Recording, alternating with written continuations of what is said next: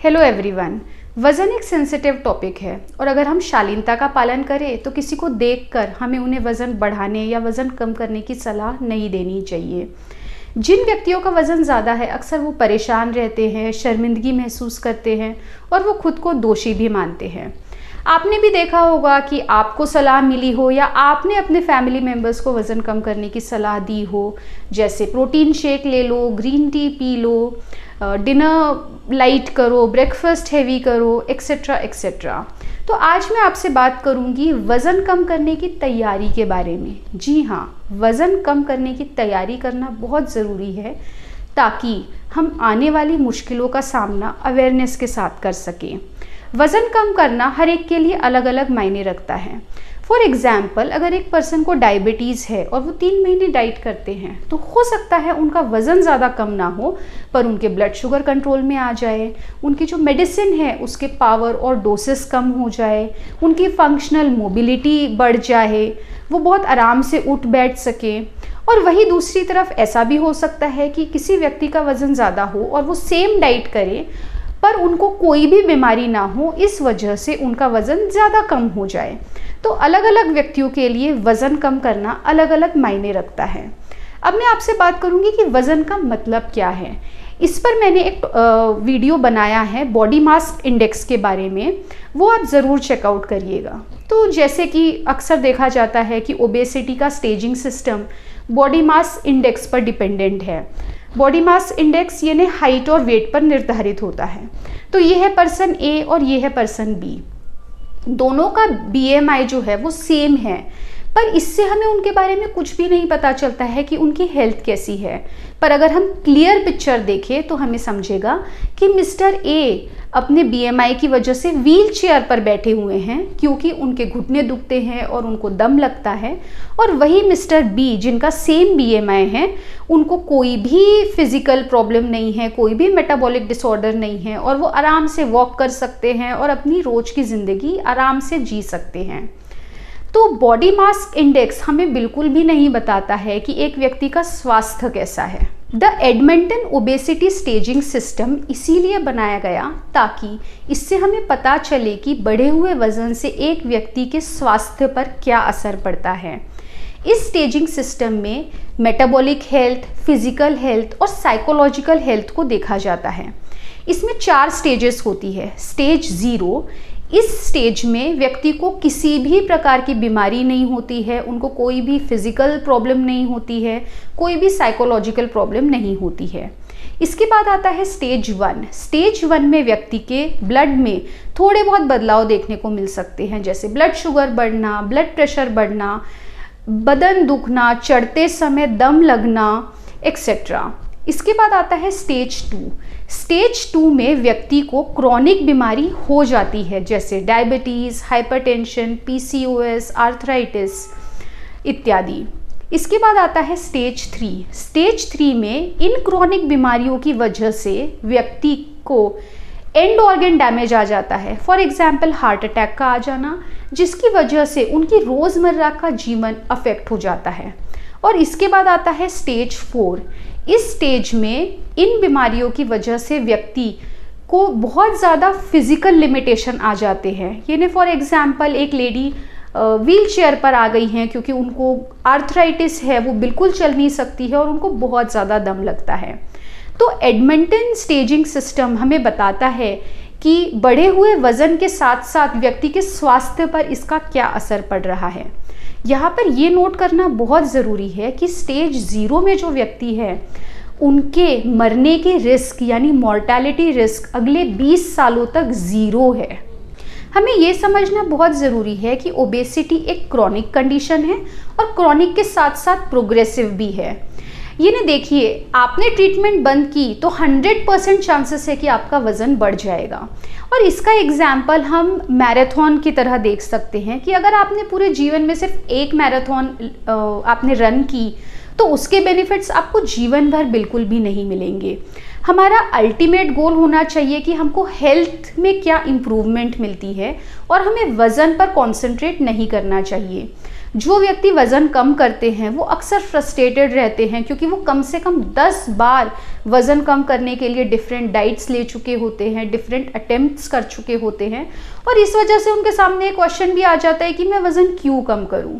वज़न कम करने को लेकर कुछ मिसकंसेप्शंस भी है। सबसे पहला मिसकंसेप्शन है कि कोई तो मैजिकल फिक्स मिल जाएगा, कोई ग्रीन टी होगी, कोई डाइटरी थेरेपी होगी, या फिर कोई जुम्बा क्लास होगी जिससे मेरा वज़न कम हो जाएगा। पर मैं आपको बताना चाहूँगी कि कोई भी शॉर्ट टर्म मैजिकल फिक्स नहीं है। वज़न कम करने की ट्रीटमेंट आपको जीवन भर लेनी होगी। दूसरा मिसकंसेप्शन ये है कि मार्केट में इतने सारे वेट लॉस प्रोडक्ट अवेलेबल है, पर वेट लॉस जो है ये एक कॉस्मेटिक थिंग है। जब हम वज़न कम करने की बात करते हैं या हम ओबेसिटी मैनेजमेंट की बात करते हैं तो हम हेल्थ पर कॉन्सेंट्रेट करते हैं, हम हेल्थ इंप्रूव करना चाहते हैं। एक पेशेंट हो सकता है जिसका पिछले 10 साल से हर साल 2.5 किलो वज़न बढ़ रहा हो, और ओबेसिटी ट्रीटमेंट लेने के बाद उनका वो 2.5 किलो वज़न बढ़ना कम हो जाए, तो उनके लिए वो भी सक्सेस हो सकती है। तो बहुत बार हेल्थ इंप्रूव करने के लिए हमें बहुत ज़्यादा मेहनत नहीं करनी पड़ती है। आप अपनी डाइट थोड़ी इंप्रूव कर लीजिए, आप अपना स्ट्रेस कम कर लीजिए, नींद अच्छे से ले लीजिए, तो आपको बहुत ज़्यादा बेनिफिट मिल सकते हैं। और डायबिटीज़ प्रिवेंशन प्रोग्राम में यही सामने आया कि जिन व्यक्तियों का वज़न सिर्फ 5% कम हुआ, उनका डायबिटीज़ रिडक्शन 60% हुआ। और आपने ये तो सुना ही होगा कि अगर कोई व्यक्ति 1 किलो वज़न कम करता है तो उनके घुटने पर से 4 किलो जितना भार कम होता है। तो शुरुआत कहाँ से करें? सबसे पहले तो आप फ्रस्ट्रेट ना हो। भारत में 13 करोड़ लोग मोटापे के शिकार हैं, और ये जानना बहुत ज़रूरी है कि आप भी उनमें से ही एक है। ओबेसिटी सिर्फ इस कारण तक लिमिटेड नहीं है कि एक व्यक्ति ज़्यादा खाता है और कम व्यायाम करता है। ओबेसिटी के बहुत सारे पहलू हैं। जेनेटिक, लाइफस्टाइल, एनवायरमेंटल फैक्टर्स ये एक साथ प्ले करते हैं। कुछ दवाइयाँ हैं जिनकी वजह से वज़न बढ़ता है, जैसे anti epilepsy medication, psychotic medication, steroid medication. कुछ बीमारियाँ हैं जो ओबेसिटी के साथ बहुत क्लोजली एसोसिएटेड है, जैसे PCOS, थायराइड। और कुछ कंडीशंस है जैसे स्ट्रेस हो गया, डिप्रेशन हो गया, ये भी ओबेसिटी के साथ एसोसिएटेड है। मैं आज आपसे सोशियो कल्चरल एस्पेक्ट के बारे में बात करूंगी, क्योंकि कारण जानने से हम में अवेयरनेस आती है और अवेयरनेस से हम बेहतर निर्णय ले सकते हैं। सोशियो कल्चरल एस्पेक्ट का मतलब है सामाजिक, यानी हम किस सोसाइटी में रहते हैं, हम किस फैमिली में रहते हैं। आपके घर में सिर्फ दाल, चावल, सब्जी, रोटी को ही खाना माना जाता है, प्रॉपर खाना माना जाता है, या मैगी खाया, समोसा खाया तो इसको भी आप खाने में पकड़ते हैं। आपके फैमिली में या आपकी सोसाइटी में जो फंक्शंस होते हैं, क्या उसमें जंक फूड का बहुत ज़्यादा इम्पोर्टेंस है? क्या आप मानते हैं कि हफ्ते में एक बार चीट करना आपका अधिकार है? तो सोशियो कल्चरल एस्पेक्ट्स बहुत इंपॉर्टेंट होते हैं। जब एक व्यक्ति बड़ा हो रहा होता है तो वो देखता है कि उनके आसपास फूड को लेकर कैसा वातावरण है। भूखा रहना आपकी सोसाइटी में, आपकी फैमिली में क्या मतलब रखता है? क्या भूख को आप दुख के साथ जोड़ते हैं? सोशियो कल्चरल एस्पेक्ट में टेलीविज़न भी आता है, एडवर्टाइजमेंट्स भी आते हैं। अगर हम एडवर्टाइजमेंट्स देखें तो जिसमें दिखाया जाता है कि राइस ब्रैन ऑयल हमारे लिए हेल्दी है, या फिर गेहूं के बिस्किट खाने से वज़न नहीं बढ़ता है और वो वज़न मैनेजमेंट के लिए बहुत हेल्दी है। तो शॉर्ट में टू मच इन्फॉर्मेशन है, सक्सेस बहुत कम है, फेलियर बहुत ज़्यादा है। इसीलिए ये जानना बहुत ज़रूरी है कि हम फेल होंगे ताकि हम उसके लिए तैयार रह सकें। तो ओबेसिटी मैनेजमेंट के 3 एस्पेक्ट्स आ सकते हैं। सबसे पहला होगा डाइट करना, दूसरा होगा फार्माथेरेपी यानी मेडिकेशंस लेना, और तीसरा होगा सर्जरी करना। और मैं आज आपसे इन तीनों अप्रोचेस के बारे में बात करूंगी। तो सबसे पहला अप्रोच है डाइट। इसके बिना तो कुछ भी नहीं हो सकता। तो डाइट प्लान लेने के लिए आपको चुनना पड़ेगा। अगेन टू मच इन्फॉर्मेशन है। दिन में 6 बार खाए, दिन में 2 बार खाए, दिन में 1 बार खाए, या प्रोटीन शेक ले, और ये बहुत ज़्यादा कंफ्यूजिंग हो जाता है। पर कहीं ना कहीं से तो आपको शुरुआत करनी ही होगी, और शुरुआत हर एक के लिए बहुत अलग मायने रख सकती है।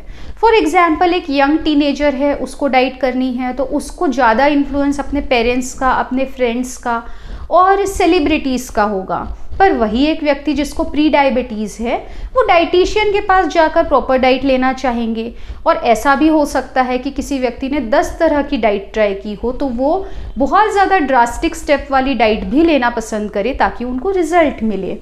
तो डाइट अलग अलग तरह की है। यूट्यूब पर फ्री डाइट भी अवेलेबल है। कुछ लोग फ्री डाइट लेना चाहते हैं, कुछ लोग पैसे देकर डाइट लेना चाहते हैं, जैसे कि फेमस डाइटिशियन रुजुता दिवेकर हो गई, जिनकी साल की डाइट की फीस 14 लाख है, या फिर लाइफस्टाइल कोच ल्यूक है जो यूट्यूब पर ये भी बताते हैं एक तरफ कि मैं फ्री डाइट प्लान दे रहा हूँ, और जब वो चार्जेस लेते हैं पर्सनल कंसल्टेशन के तो साल के 3,50,000 लेते हैं।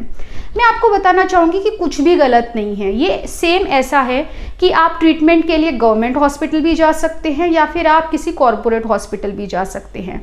इससे कुछ भी फ़र्क नहीं पड़ता है कि आप कहाँ जा रहे हैं। डाइट में खाने के पैटर्न को इम्प्रूव करना, देर रात नहीं खाना, प्रोसेस्ड फूड नहीं खाना, पैकेट फूड नहीं खाना, डाइटरी हाइजीन लाना, वक्त पर सोना, वक्त पर उठना, इन छोटे छोटे स्टेप्स से भी आपको बहुत ज़्यादा बेनिफिट मिल सकते हैं। दूसरा अप्रोच आता है फार्माथेरेपी यानी मेडिकेशंस। डेफिनेटली मेडिकेशंस वर्क करती हैं और मेडिकेशंस से आपको 5 से 10% आपका वज़न कम हो सकता है। और लास्ट अप्रोच आता है बेरियाट्रिक सर्जरी। बेरियाट्रिक सर्जन्स तो ऐसी बात करते हैं जैसे ये अल्टीमेट थेरेपी है और इससे आपको लॉन्ग लाइफ के रिजल्ट मिल जाएंगे, एकदम बेस्ट रिजल्ट। पर सच तो ये है कि रिजल्ट वैरी करते हैं। ज़रूरी नहीं है कि फ़ोटो जो आपको दिखाया जा रहा है उस पर्सन को जो रिज़ल्ट मिले सेम रिज़ल्ट आपको भी मिले। ये भी बात गौर करने लायक है कि बेरियाट्रिक सर्जरी करने के बाद ज़्यादा वज़न कम होने की वजह से आपको लूज स्किन आ सकती है, जिसकी वजह से आपको बॉडी इमेज को लेकर आपका आत्मविश्वास कम हो सकता है, आपको साइकोलॉजिकल स्ट्रेस आ सकता है। तो इन सब बातों के लिए भी आपको तैयार रहना चाहिए। तो लास्टली मैं आपको समराइज़ करके बताना चाहूँगी ओबेसिटी मैनेजमेंट के बारे में। ओबेसिटी मैनेजमेंट के कुछ की प्रिंसिपल्स है। पहला की प्रिंसिपल, आपको ये समझना होगा कि ओबेसिटी एक क्रॉनिक और प्रोग्रेसिव कंडीशन है। दूसरा की प्रिंसिपल कि ओबेसिटी मैनेजमेंट हेल्थ को इम्प्रूव करने के लिए होना चाहिए, वज़न कम करने के लिए नहीं। तीसरा की प्रिंसिपल, आपको ये समझना ज़रूरी है कि मोटापे का जड़ क्या है, यानी ओबेसिटी के रूट कॉजेस क्या है, ताकि आप उनको समझकर उनके ऊपर सही स्टेप्स ले सकें। चौथा की प्रिंसिपल है कि सक्सेस हर एक के लिए अलग मायने रखती है। क्वालिटी ऑफ लाइफ इम्प्रूव होना, सेल्फ एस्टीम बढ़ना, लाइफ एंजॉय करना शुरू करना, कॉन्फिडेंस बढ़ना, मोबिलिटी इम्प्रूव करना, वज़न और ना बढ़ना, ये भी सक्सेस में ही माना जाएगा। और आखिरी प्रिंसिपल है वेट गोल सेट करना। जो वेट पेशेंट के लिए बेस्ट है ज़रूरी नहीं है कि वो उनका आइडियल वेट हो। बहुत सारे पेशेंट्स के लिए आइडियल वेट तक पहुंचना रियलिस्टिक नहीं होता है। तो वेट टारगेट ऐसा होना चाहिए जिसे पेशेंट मेंटेन भी कर सके और साथ ही वो अपने स्वास्थ्य को एंजॉय भी कर सके। आई होप सो मेरा ये वीडियो देखने के बाद आप बेहतर तरीके से इस सफ़र की तैयारी कर सकेंगे। Thank you.